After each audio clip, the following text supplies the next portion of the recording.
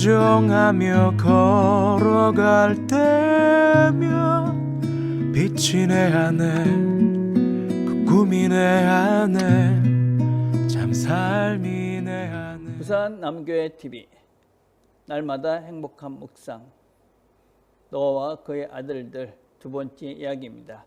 오늘 같이 읽을 말씀은 창세기 8장 20절에서 22절과 9장 1절에서 7절입니다. 8장 20절입니다. 노아가 여호와께 제단을 쌓고 모든 정결한 짐승과 모든 정결한 새 중에서 제물을 취하여 번제로 제단을 드렸더니 여호와께서 그 향기를 받으시고 그 중심에 이르시되 내가 다시는 사람으로 말미암아 땅을 저주하지 아니하리니 이는 사람의 마음이 계획하는 바가 어려서부터 악함이라 내가 전에 한 것 같이 모든 생물을 다시 멸하지 아니하리니 땅에 있는 동안에는 심음과 거둠과 추위와 더위와 여름과 겨울과 낮과 밤이 쉬지 아니하리라. 9장 1절입니다. 하나님이 노아와 그 아들들에게 복을 주시며 그들에게 이르시되 생육하고 번성하여 땅에 충만하라. 땅의 모든 짐승과 공중의 모든 새와 땅에 기는 모든 것과 바다의 모든 물고기가 너희를 두려워하며 너희를 무서워하리니 이것들은 너희 손에 붙였음이니라. 모든 산 동물은 너희의 먹을 것이 될지라 채소같이 내가 이것을 다 너희에게 주노라. 그러나 고기를 그 생명이 되는 핏째 먹지 말 것이니라. 내가 반드시 너희의 피 곧 너희의 생명의 피를 찾으리니 짐승이면 그 짐승에게서 사람이나 사람의 형제면 그에게서 그의 생명을 찾으리라. 다른 사람의 피를 흘리면 그 사람의 피도 흘릴 것이니 이는 하나님이 자기 형상대로 사람을 지으셨음이니라. 너희는 생육하고 번성하며 땅에 가득하여 그 중에서 번성하라 하셨더라. 아멘. 자, 묵상기문 처음입니다. 방주에서 나온 노아와 그의 아들에게 하나님께서는 어떤 약속을 해 주십니까? 자, 뭐라고 말씀하십니까? 모든 생물을 다시 멸하지 아니할 것이다. 이걸로 조금 이제 신학적 용어로는 창조 보존 언약이다. 그렇게 말씀합니다. 그러니까 다시는 너희들을 이렇게 완전히 멸망하는 이런 심판을 가지는 않겠다. 그런 약속입니다. 지금 이제 홍수에서 이제 땅이 마르고 그리고 이제 방주에서 나와서 제사를 드립니다. 그러니 하나님께서 그들에게 약속을 해 주시는 것이죠. 그래서 어떤 약속을 해 주시는 겁니까? 너희의 생명을 이어가도록 하겠다.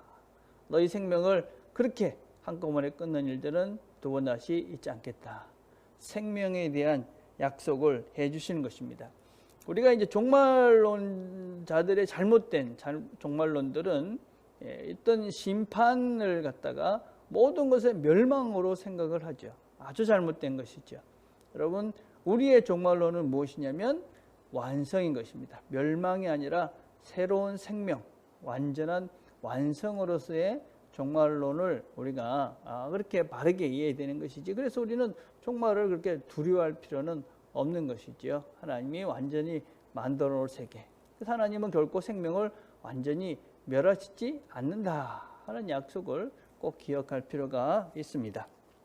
자, 두 번째, 홍수 이후 자연의 질서가 어떻게 될 것이라고 말씀하셨습니까? 자, 심음이 있으면 거둠이 있고, 추위가 있으면 더위가 있고, 여름이 있으면 겨울이 있고, 낮이 있으면 밤이 있을 것이다. 자, 이런 것이 이제 창조의 질서입니다. 자, 창조의 질서. 이 창조의 질서 중에 하나는 무엇이냐면 낮이 있으면 밤이 있는 것입니다. 그리고 또 우리가 심으면 거둠이 있는 것입니다. 이게 이제 우리가 아주 자연 원리인 것이죠. 하나님의 창조의 원리입니다. 그래서 이런 창조의 원리들을 우리가 거스리는 것은 옳지 않은 것입니다. 그렇죠? 그래서 항상 음이 있으면 양이 있는 이런 상반된 두 세계가 있다. 그래서 우리는 그런 하나님이 만드신 창조의 원리를 잘 알고 그것을 잘 활용해야 되는 것이죠. 그렇죠?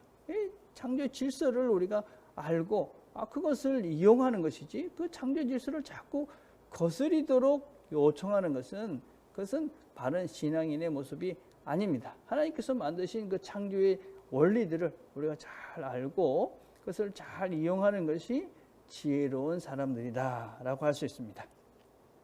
자, 세 번째, 노아와 그의 자손들에게 주어진 명령은 무엇입니까? 그 자손들에게 주어진 명령은 분명합니다. 뭐라고 하냐면 생육하고 번성하라. 9장 1절과 7절에서 똑같은 말씀을 강조해서 이야기합니다. 여러분, 이 말씀은 언제 주어진 것입니까? 아담과 하와가 이 범죄하기 이전에 하나님께서 그들에게 이 모든 것들을 다스리고 생육하고 번성해라, 그런 명령을 그들에게 주셨습니다. 타락 전이나 타락 후나, 죄가 들어오기 전이나 들어오고 난 후에나 똑같이 사람이라는 존재는 이 세상의 모든 것들을 정복하고 다스리고 이 세상에 대한 책임을 갖고 있는 존재들이 사람이다 하는 것입니다. 그래서 사람이라는 존재가 죄라는 것보다도 더 사실은 우선돼야 된다 하는 것들을 우리가 성경에서 계속 이야기를 해주고 있는 것입니다. 자, 그 다음 것도 한번 살펴봅시다. 금지된 것이 무엇입니까? 왜 금지하셨습니까? 핏째 먹지 마라. 왜 핏째 먹지 말라 했느냐? 이거 생명이다. 그래서 옛날에 어떤 분들은 그래서 선짓국 안 드시는 분들 계셨죠. 뭐 이런 것들을 굳이 이렇게 문자적으로 적용할 필요는 없습니다. 이미 우리가 신약시대 그것이 의미가 무엇인지를 이미 다 알기 때문에 굳이 뭐 핏째 먹는다고 해서 우리가 말씀을 어기는 그런 것들은 아닙니다. 자, 이 무엇입니까? 무슨 의미입니까? 그것은 생명을 소중히 여겨라 하는 것입니다. 생명을 소중히 여겨라. 왜 생명을 소중히 여겨야 됩니까? 그것은 바로 하나님의 형상으로. 여러분, 이게 이 죄를 짓기 이전에도 사람은 하나님의 형상으로 만들어진 소중한 존재다, 그렇게 말씀하셨는데, 죄를 짓고 난 이후에도 여전히 하나님이 자기 형상대로 사람을 지은 존재가 바로 사람이다, 그렇게 이제 말씀하시는 겁니다. 그래서 여러분, 사람이라는 존재는 어떤 죄라는 것이 이 사람의 가치를 덜할 수가 없는 것입니다. 그래서 우리는 이 사람이라는 존재, 하나님의 형상으로서의 이 사람을 이해하는 데 있어서 사람 외적인 것들보다도 사람 생명을 더 우선하는 그 무엇도 있으면 안 되는 것이죠. 그래서 종교라든지 그 사람의 어떤 지식이라든지 또 어떤 재물이라든지 사회적 지위라든지 명예라든지 이런 모든 것들보다도 더 우선되어야 될 게 무엇이냐면 항상 사람 존재, 사람의 생명, 그것보다도 더 우선될 것은 없다 하는 것을 우리가 좀 늘 기억해야 됩니다. 그래서 우리가 어떤 사람을 생각할 때 그 사람의 어떤 효율성이나 경제성이나 그 사람이 뭐 여기에 필요한 존재인가 안 필요한가 이런 것으로 사람을 구분하고 판단하는 것이 성경적인 사람에 대한 생각은 아닌 것이죠.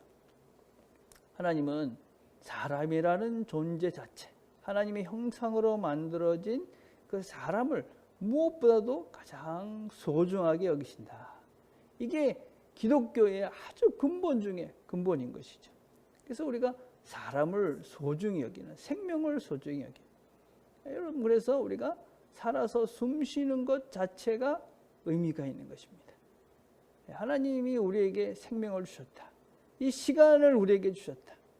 지금 자체가, 내가 지금 살아 숨 쉬는 이 시간이 어느 것보다도 소중하다.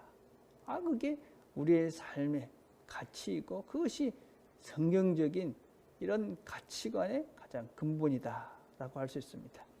우리에게 주어진 소중한 생명, 시간, 이것들을 의미 있고 가치 있게 이 하루도 보내시는 저와 여러분 되기를 간절히 바라겠습니다. 오늘 우리가 함께 드릴 기도입니다. 아기를 둔 젊은 부모들을 위해서 기도합시다. 무엇보다도 자녀들을 말씀으로 키우기 위해서 자신들이 먼저 신앙의 부모가 될 수 있도록, 자신들이 성숙한 크리스찬들이 될 수 있도록 우리 부모들과 아기들을 생각하시면서 기도했으면 좋겠습니다. 기도하겠습니다. 하나님 아버지, 감사합니다. 오늘 저희들이 함께 말씀을 들었습니다. 우리가 우리 자신들이 얼마나 소중한 존재라는 것을 꼭 기억하며 살게 해주시고 또 내가 소중한 만큼 다른 이들의 생명과 삶도 소중하다는 것을 우리가 꼭 기억하고 하나님의 형상으로 지음받은 사람들을 존귀 여기며 귀히 여기는 우리 모두가 되도록 은혜를 베풀어 주옵소서. 예수님의 이름으로 기도드립니다.